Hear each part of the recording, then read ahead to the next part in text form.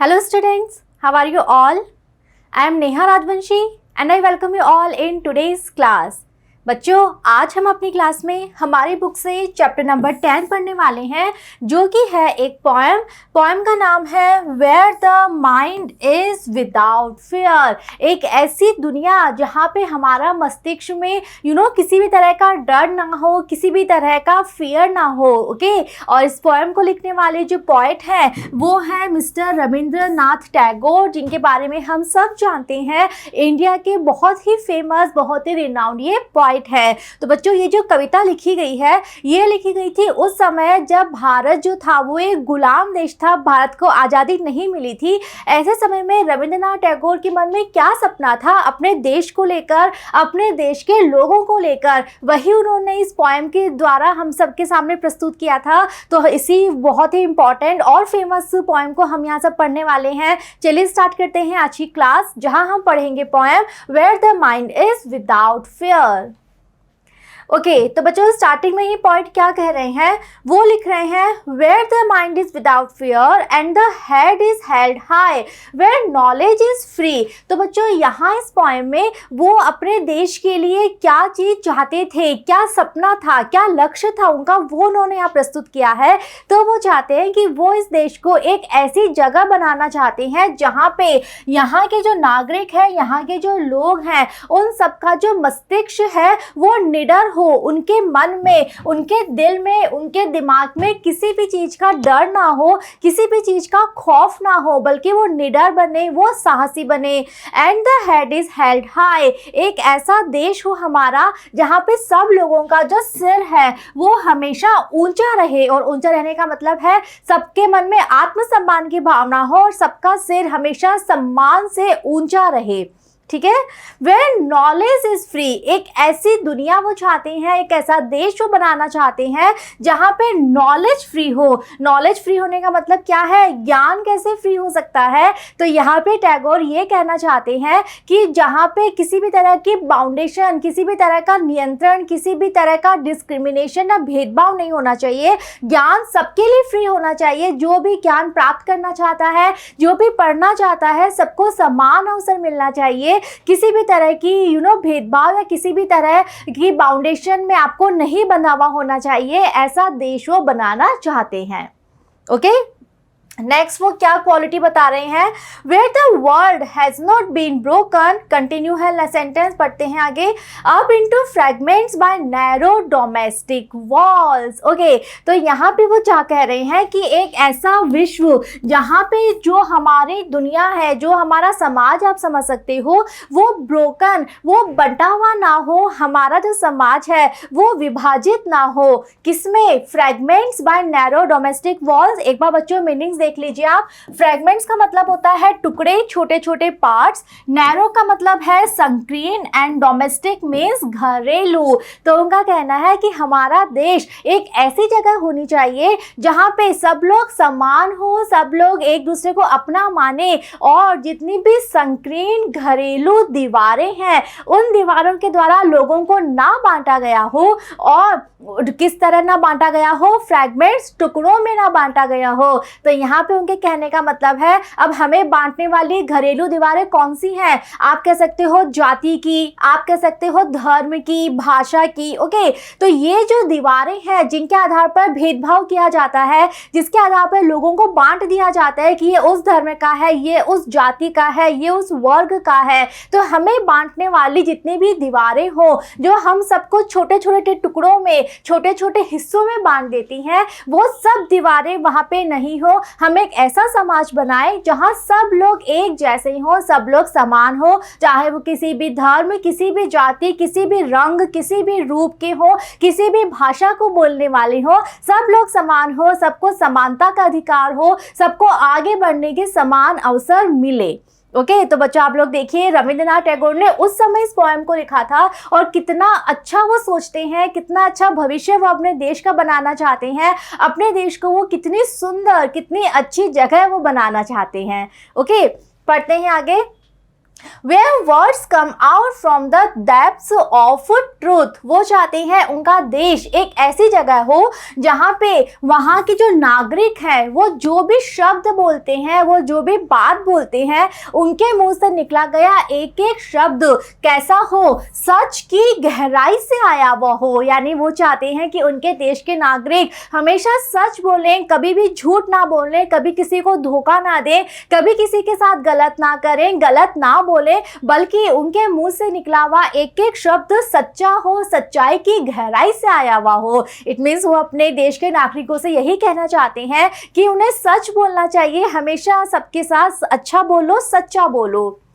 Where tireless striving stretches its arms towards perfection, next उनका क्या सपना है, वो चाहते हैं भारत एक ऐसा देश बने जहाँ के निवासी क्या करें। मीनिंग देख लीजिए, स्ट्राइविंग का मतलब होता है कठिन परिश्रम करना, कठिन मेहनत करना, और टायरलेस यानी बिना थके, आप कह सकते हो अथक। तो वो चाहते हैं कि भारत के जो नागरिक हैं वो बिना थके, बिना रुके लगातार कठिन मेहनत करते जाए और फिर कठिन मेहनत करके वो क्या प्राप्त करें, अपने आप में परफेक्शन। वो इस तरह से अपने आप को परफेक्ट बना ले, संपूर्णता प्राप्त कर ले, और उसके लिए उन्हें कठिन मेहनत करनी पड़ेगी। तो यस, वो करें मेहनत, करें वो परिश्रम, और उनका परिश्रम टायरलेस होना चाहिए, उनको थकना नहीं है, बिना थके बिना रुके लगातार उन्हें काम करना है। तभी वो जिस फील्ड में भी हैं उस फील्ड में अगर उन्हें परफेक्ट बनना है, अगर उनको परफेक्शन चाहिए, तो उसके लिए उन्हें बिना थके निरंतर काम करना है। तो इट मीन्स वो चाहते हैं कि भारत के लोग मेहनती बने, कठोर परिश्रम करना सीखें, मेहनत करना सीखें, मेहनत का फल उनको मिले। और वो फल क्या है, अगर वो अपने जीवन में परफेक्शन चाहते हैं तो यस, मेहनत उनको करनी है। तो मेहनत का महत्व वो समझे, कठिन परिश्रम का मूल्य वो समझे।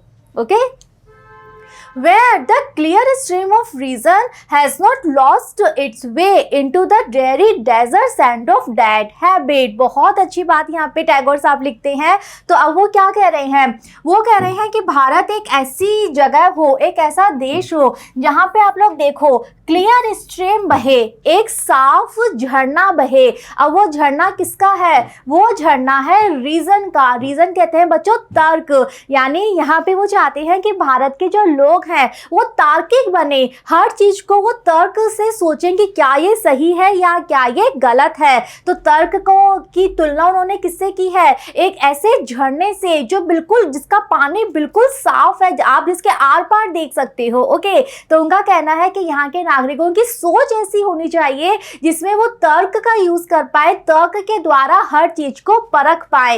हैज नॉट लॉस्ट इट्स वे, एक ऐसा तर्क का झरना जो कि अपना रास्ता ना खोदे, किसमें, dreary desert sand of dead habit, एक ऐसे रेगिस्तान में, डेजर्ट यानी रेगिस्तान, एंड डेरी का मतलब होता है जो बहुत ही नीरस, बहुत ही उबाऊ होता है, और ये रेगिस्तान किसका है, डेड हैबिट्स का। डेड हैबिट्स यानी ऐसी आदतें जो कि आज रेलेवेंट नहीं है, आज प्रासंगिक नहीं है, लेकिन फिर भी हम उन कामों को किए जा रहे हैं बिकॉज वो इतने पुराने समय से हम उन्हें करते आ रहे हैं। तो यहाँ पे बच्चों रविंद्रनाथ टैगोर एक बहुत अच्छा संदेश हमें देते हैं। उनका कहना है कि भारत के लोगों को हर तरह का अंधविश्वास छोड़ देना चाहिए, हर तरह की पुरानी आदतें जो कि आज के समय में मृत हो चुकी हैं, आज के समय में जिनका अस्तित्व खत्म हो चुका है, लेकिन हम अभी भी उन आदतों को फॉलो करते जा रहे हैं, अभी भी हम उन रीति रिवाजों को फॉलो करते जा रहे हैं जो कि आज के समय में बिल्कुल प्रासंगिक नहीं है।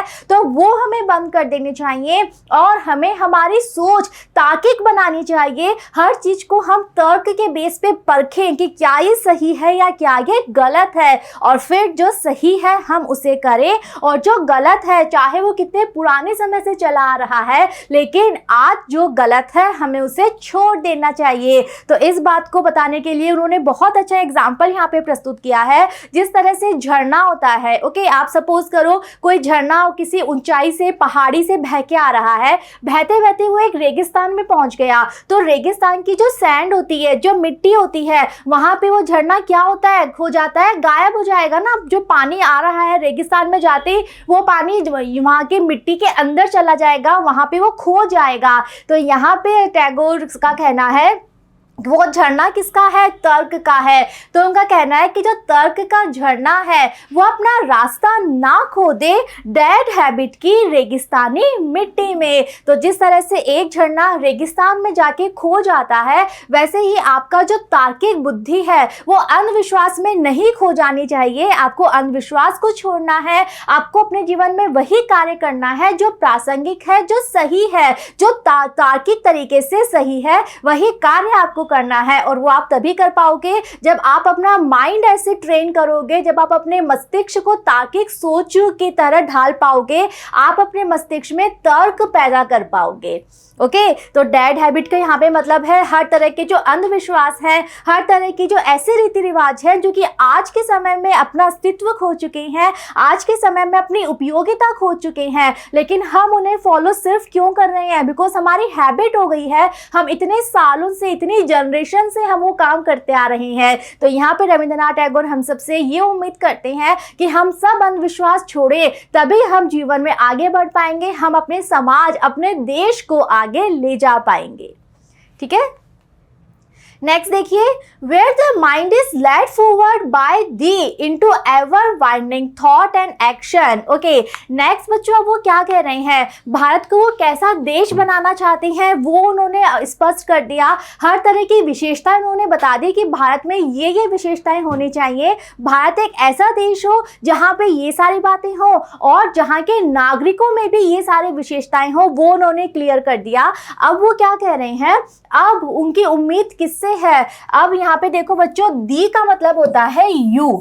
ओके, तो पोइट्री में यू को दी हम लिख सकते हैं, तो उन्होंने यहाँ पे यू के लिए दी वर्ड का यूज किया है। और वो क्या कर रहे हैं कि भारत एक ऐसी जगह बने जहाँ पे यहाँ के जो निवासियों का मस्तिष्क है उसे कौन आगे ले जाए, फॉरवर्ड यानी आगे ले जाना और लेड यानी नेतृत्व करना। तो यहाँ के लोगों का जो मस्तिष्क है उसका नेतृत्व किया जाए यू, आपके द्वारा। और यहाँ पे आप कौन है? यहाँ पे रविंद्रनाथ टैगोर गॉड को एड्रेस कर रहे हैं, भगवान को एड्रेस करके कह रहे हैं कि भारत एक ऐसी जगह हो जहां के लोगों का मार्गदर्शन, जहां के लोगों का नेतृत्व स्वयं भगवान करे, भगवान उन्हें आगे बढ़ाए, भगवान उन्हें सही रास्ते पर ले जाए। एवर वाइडनिंग थॉट, एक ऐसे रास्ते पे ले जाए जहां पे यहाँ के नागरिकों के जो विचार हैं और जो उनके एक्शन यानी कार्य हैं वो और भी ज़्यादा वाइडनिंग, और भी ज़्यादा विस्तृत होते रहे, उनका जो मस्तिष्क है वो भी और आगे से आगे डेवलप होता रहे, विकसित होता रहे, उनके जो एक्शन है, जो कार्य है वो भी और ज़्यादा बड़े होते रहे और ज़्यादा विस्तृत होते रहे। Into that heaven of freedom. और फाइनली वो अपना सपना यहाँ पे बताते हैं कि मैं चाहता हूँ कि भारत एक ऐसे हेवन, एक ऐसे स्वर्ग, एक ऐसा स्वर्ग बन जाए भारत जहाँ पे फ्रीडम, आज़ादी हो। तो बच्चों उनका असली सपना तो क्या है? भारत को एक आजाद देश के रूप में देखना। तो उनका कहना है कि भारत आजादी के स्वर्ग में पहुंच जाए। My father let my country awake. और उसके लिए मेरे फादर, मैं आपसे रिक्वेस्ट करता हूं। अगेन फादर कौन है? गॉड। ओके, तो वो गॉड को यहाँ पे एड्रेस करते हुए कह रहे हैं कि मेरे फादर, मैं आपसे रिक्वेस्ट करता हूं कि मेरे देश को एक ऐसे स्वर्ग में आप जागृत कर दो। मेरे देश को जब आप, हम सबकी नींद खुले तो हम एक ऐसे स्वर्ग में हो जो, सबसे पहले बात तो जहां आज़ादी हो, जो एक आज़ाद देश हमारा बन जाए। और साथ साथ क्या क्या क्वालिटी होनी चाहिए, क्या क्या विशेषताएं होनी चाहिए वो उन्होंने ऑलरेडी एक्सप्लेन कर दी। हमारे देश में, हमारे देश के लोगों में क्या क्या विशेषताएं वो चाहते हैं, किस तरह का देश वो बनाना चाहते हैं, वो उन्होंने एक्सप्लेन कर दिया। फाइनली वो भगवान से निवेदन करते हैं कि भगवान यहाँ के लोगों को आप अपना मार्गदर्शन दो, ताकि उनका जो मस्तिष्क है, ताकि उनके जो एक्शन है वो और भी ज़्यादा विस्तृत, और भी ज़्यादा विकसित होते रहें। और फाइनली आप हमारे देश को आज़ादी के स्वर्ग में जागृत कर दो। जब हमारा देश जागृत हो तो वो एक आज़ाद देश की तरह जागृत हो। ओके तो बच्चों बहुत ही अच्छी पोएम हमने यहाँ पर पढ़ी। रविंद्रनाथ टैगोर के विचार, वो उनका सपना, अपने देश को लेकर वो क्या सपना देखते थे, क्या लक्ष्य था उनका अपने देश के बारे में, बहुत ही अच्छे और सिंपल वर्ड्स में उन्होंने इस पोएम के द्वारा हम सबको बताया। आई एम श्योर पोएम आपको समझ में आई है। बहुत अच्छी पोएम है, बहुत इंस्पायरिंग पोएम है, बहुत इंटरेस्टिंग पोएम है। नेक्स्ट वीडियो में हम डिस्कस करेंगे एक्सरसाइज, जहां हम देखेंगे कुछ important questions. See you in the next video. Thank you.